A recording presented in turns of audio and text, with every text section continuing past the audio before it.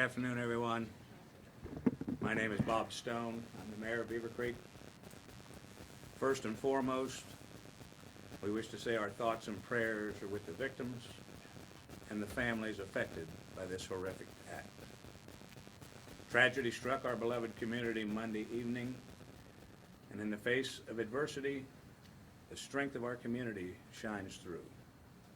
I extend our deepest gratitude to our first responders, especially the Beavercreek Police Department and Beavercreek Township Fire Department, as well as all the collaborating jurisdictions whose swift and coordinated efforts undoubtedly saved lives and minimized the impact of this devastating event. Together, we unite in support and resilience during these challenging moments. Now I'd like to pass the podium on to Pete Landrum, Beavercreek City Manager.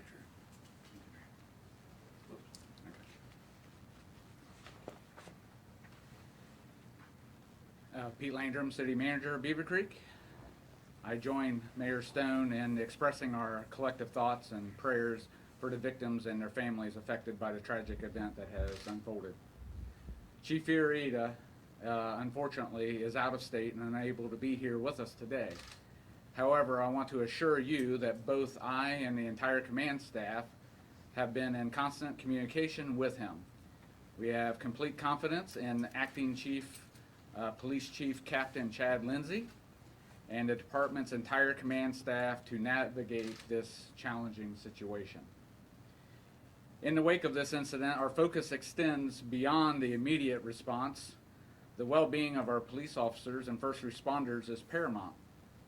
Our police wellness programs and established protocols are actively engaged to support them as they deal with the emotional impact of this event.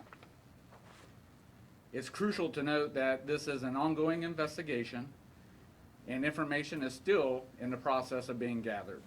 The situation is fluid and the details are evolving as the teams work diligently to gather the necessary facts. At this point, I'd like to introduce Acting Police Chief Captain Chad Lindsay, who will provide additional updates and insights to the ongoing efforts to manage and respond to this tragic event.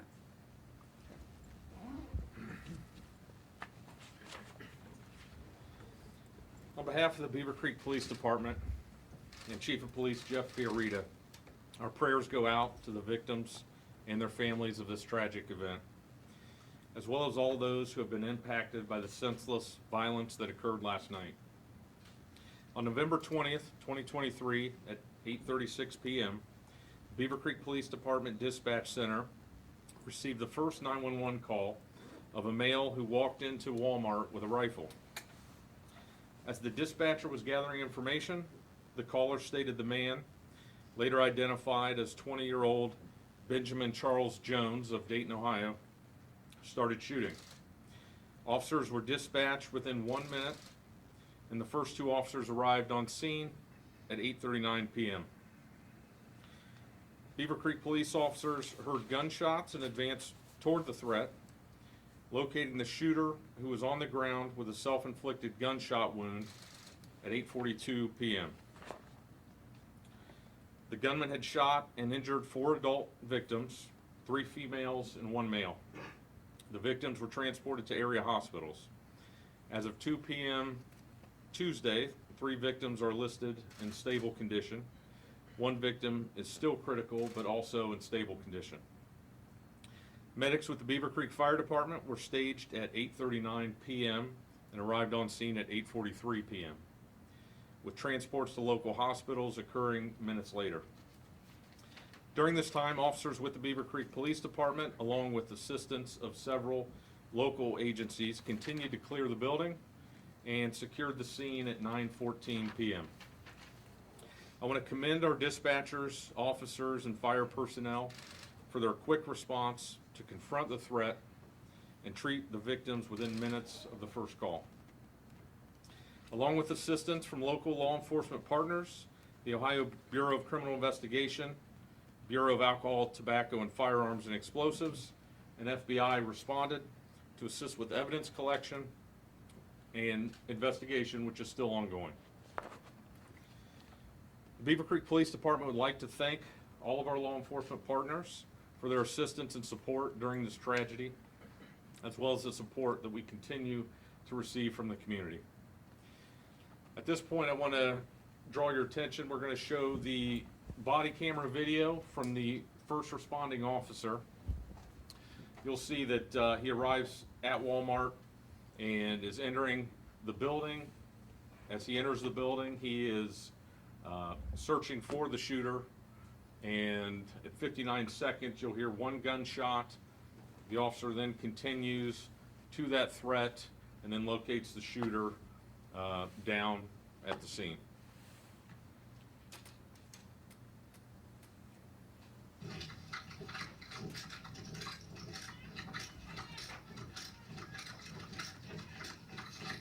Where's he at? What's he look like?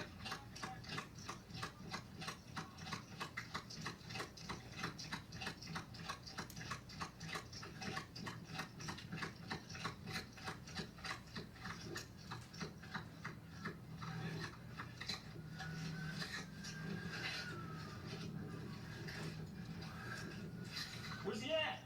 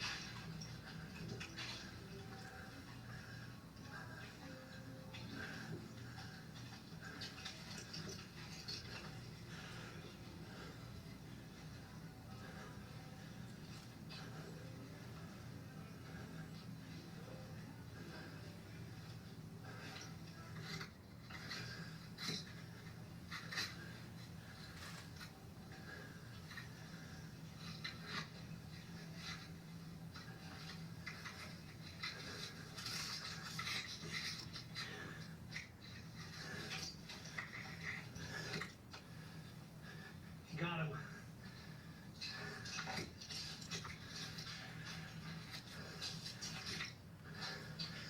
138 shooters out.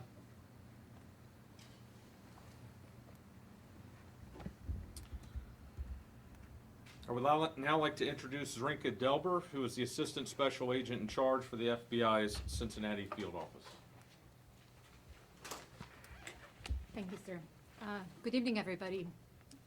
First of all, I would like to start with making sure that the families and victims know that they are in our prayers, and we have sympathy for them, and we support them in their recovery. I also want to commend our partners at the Beavercreek Police Department, Greene County Sheriff's Office, Fire Department, EMS, and all other agencies that responded last night. And they responded in handling this crisis very quickly and worked to assist those who were injured very fast. The FBI is currently supporting and assisting the Beavercreek Police Department in their investigation. And as they continue to look at the crime scene, the FBI is currently looking at the shooter, his background, his motivation, and possible connections. We are very early in this process of looking at the motivation and this process of investigating. So I just want to mention that we're early. The FBI will continue to thoroughly investigate this matter while we're supporting our partners. With that, I would like to ask the public if they can assist the FBI in this investigation, and our partners at Beavercreek, by calling the FBI and providing any tips, by calling 1-800-CALL-FBI, or by going online and going to our tip line, tips.gov.fbi. At this time, that's all I have. Like I said, we are at very early stages of this investigation. And again, I want to thank our partners for amazing work last night and for their support. Thank you. We'll now open up to questions. Any idea what kind of rifle was used by the shooter? Yeah, it was a high point 45 caliber carbine long gun. And did he get that, did the shooter, have you been able to look in the background, see if they obtained it legally, that kind of thing? That's part of what we're investigating now. We're still in the process of that. Was there any relationship between the shooter and the 4 individuals who were injured? Also under investigation. Still Can trying you to. tell us anything about the motive? The FBI is working on that as part of their investigation, so yeah, I don't have any information on that at this point. How many shots were fired total in there, do you think? That is also still under investigation, trying to confirm exactly. More than 10, more than a dozen? I don't have that exact, I can't give you that estimate at this point. And You with know the the FBI, shooter what all? information? You know the shooter all? Have you had any contact with him before in the past? That's still part of what we're looking into. It's part of his background and possible motivations. And for the FBI, what information are you looking for? What do you want people to tell you what they call in? If they know anything about the shooter, we understand that shooter was resident of Dayton, had moved to Dayton probably a year ago. So not recent, not fully resident here for years. So if they have any information about the shooter, his associates, potential motives, anything like that. Thank Was you. he from where? here, From and where? did he have a record, do you know? He was from here and then recently, not recently, moved and came back here. Do you know where he lived, where he was before he came back here? He was a resident of Dayton. That's all we know. Do you know, 20 years old, was he a student anywhere, was he attending school? We don't have that information. Do you have any Kevin, information? what can you tell us about any search warrants you may have served overnight and what led you to those locations? Yeah, part of the investigation we did, with the FBI's assistance, conduct a search warrant at his residence. And so, you know, we're in the process of gathering that. His vehicle was also in the parking lot, so that's part of the search warrant process also, investigation. Was that the vehicle you towed this morning, the pickup truck? I don't know exactly when that was towed. It would have been probably early morning hours at some point. Do we know if he had a record, any history? That's part of the investigation, to find out exactly what all, you know, if there's any history with him in terms of criminal history. Did he have any family in this area? Since he was from Dayton? He did. Family, and you've been in contact with them? Is that correct? Yep, that's all part of it. Family, talking to any witnesses that we can, you know, that we have, all of that. Speaking of the pickup truck that was in the lot, do you have any information about how long he may have been there? There's been reports that maybe he was sitting there for a couple hours before he went I inside. don't have that right now. Based on what you know about the victims, would you say that this could have been a targeted attack? I don't have any information about that. Obviously, that's gonna be part of the investigation, but I can't comment on it, any, you know, Were the if it's a victims targeting. shoppers, or were they employees, or a mix? Do you wanna comment on that? Sure. I'm Captain Scott Molnar. I'm the commander of the Investigations Division at the Beavercreek Police Department. At this point in time, all 4 victims have been identified as shoppers. No employees, from what we know so far, were injured during the incident. And up to this morning, you had 3 in critical, now just 1 in critical, so they are improving. So their injuries are not as life-threatening, is that what you're saying? Their condition is improving from where it was earlier. The indications that we had yesterday evening, there was definitely some concern, but they were all transported quickly by the Beavercreek Fire Department. Therefore, their medical condition is improving steadily. I know you said 3 females, 1 male. Do you know the gender of the person who remains in critical condition at this hour? I believe that is the female. Was she shot in the head? No. Can you talk a little bit about where those shots may have been? You know, were they body cavities, extremities, some of those people? I can say that the shots were largely random.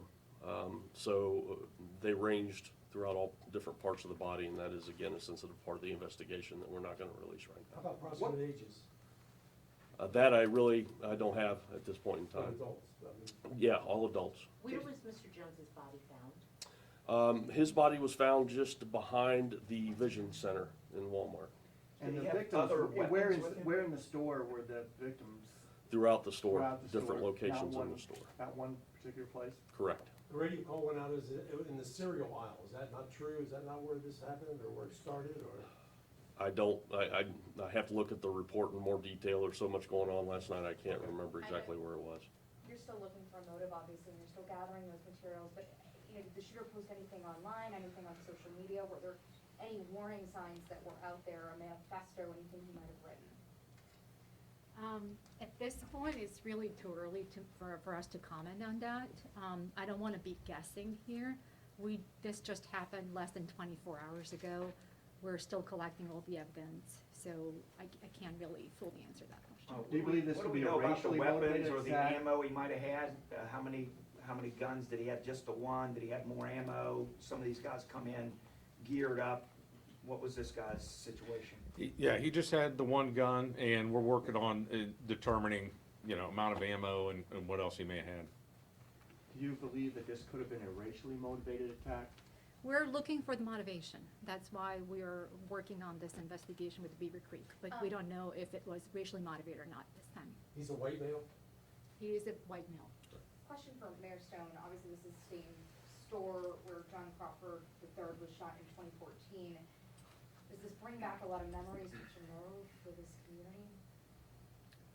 Well, it can't help but bring back memories. It's, it's a tragedy all in itself, though. This is the tragedy we are grieving for, and it's a shame in a way that it has to be compared to the previous shooting. But no, we are grieving and investigating this particular shooting. Thank you. And then what can you say, to people who are getting to the point where they're afraid to go out in public because of these kind of things happening? Are there any comments about that?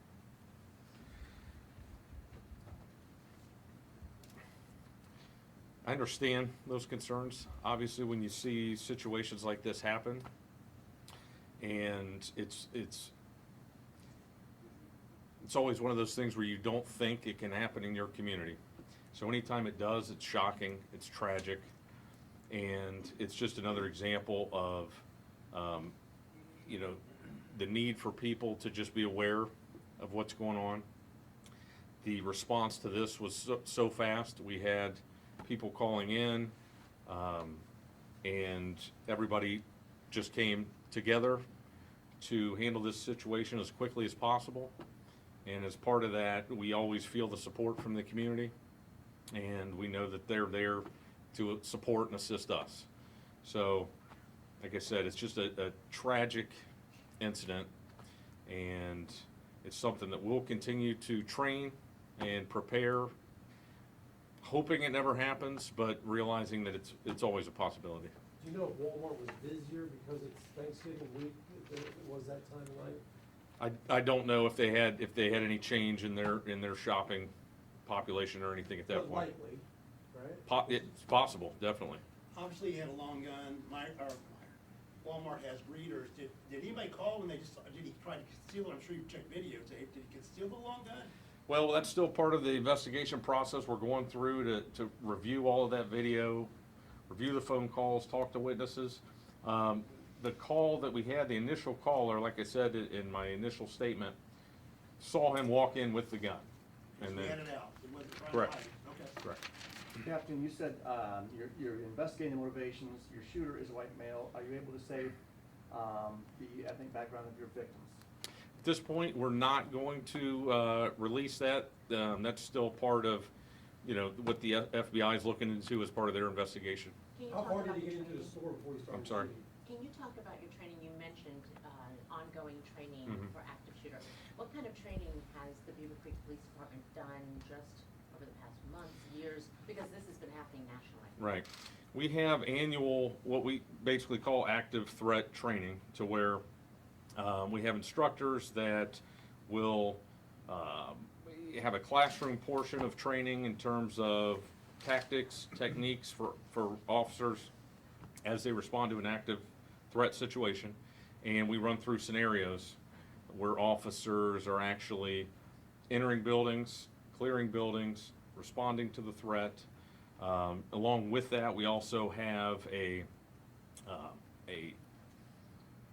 electronic scenario-based system to where officers can interact with this system. It's on a screen, and so they can run through scenarios in that and practice not just responding to a critical incident or a threat situation, but also working on de-escalation tactics and those types of things. Do you know how long he was in the store before he started shooting? I do not know that yet. That's part of the investigation that they're putting the timeline together. They saw him come in with the gun. You're talking about a customer? Yeah. Yes. How many And- agencies responded to this? I don't have that number off the top of my head, but there was quite a few, agencies from all over. In terms of Greene County, Montgomery County, we had support from everywhere locally, agencies coming to help us with the scene and, make sure everything was safe and secure. We see this video with this officer going in here. I mean, that's pretty intense. He has no idea what he's gonna face. Looks like he's by himself. Talk to us a little bit about what you see in that body cam. I mean, that's a good way to describe it. You can feel the tension, you can feel the kind of the adrenaline going, just as you're watching it. And in his case, it's, magnify that exponentially. And there was another officer behind him that you didn't see. But their goal and their role in that situation is to locate the threat as fast as possible. So at that point, and that goes back to our training and preparing them for that situation, is as they go in there, it's a one-track mind to get to that threat. And then at that point, when they see him, he had already committed self-inflicted wound and he was deceased. Then it immediately goes into the fire department's assistance and clearing the scene and the evidence collection part of all of that investigation. How long was he in the store shooting, presumably before police arrived? I don't have that number at this point, that exact time frame. We're still looking into that to piece that all together. Do you have witness statements indicating he said anything as he was in the store or walking into the store? We have a lot of witness statements. Some of those we're still trying to compile all those. I don't know that specifically though. Has Walmart told you when they will reopen their store and when will their employees be allowed to return? I don't have that information. What are their employees doing, just? I couldn't answer. Yeah, I'm not sure what their procedure or how they're handling it on their end. I mean, with these kind of events happening, seemingly increasingly nationally, would you say community response is what people should focus on more? I mean, if we're in this kind of situation and the police aren't responding in 4 minutes or 3 minutes as if, we're in Beavercreek in another city, what should people be doing? Well, it goes back to, like I said, trying to do what you can to be aware of your surroundings. Always be vigilant, and know, I guess where you're going, what your activities might be. Unfortunately, there's never going to be an exact answer or a perfect solution to avoid a situation like that. It's just a matter of what you can do if it happens.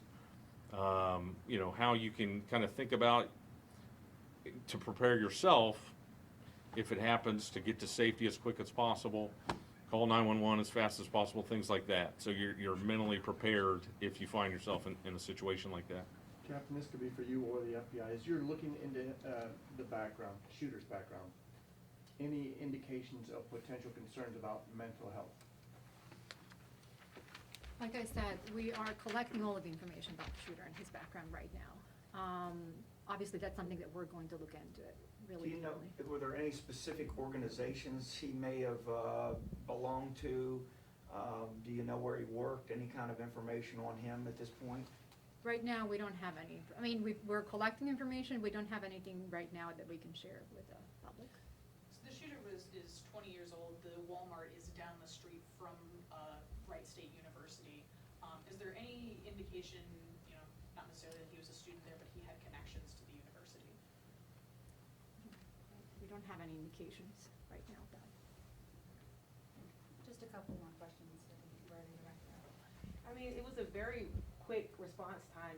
I definitely would like to personally commend Beavercreek Police and everyone who responded. But what can you say went into, I know you also do your annual trainings, but that seems like a very quick time for him to be found at 8:42 when the call was made at 8:37, I believe.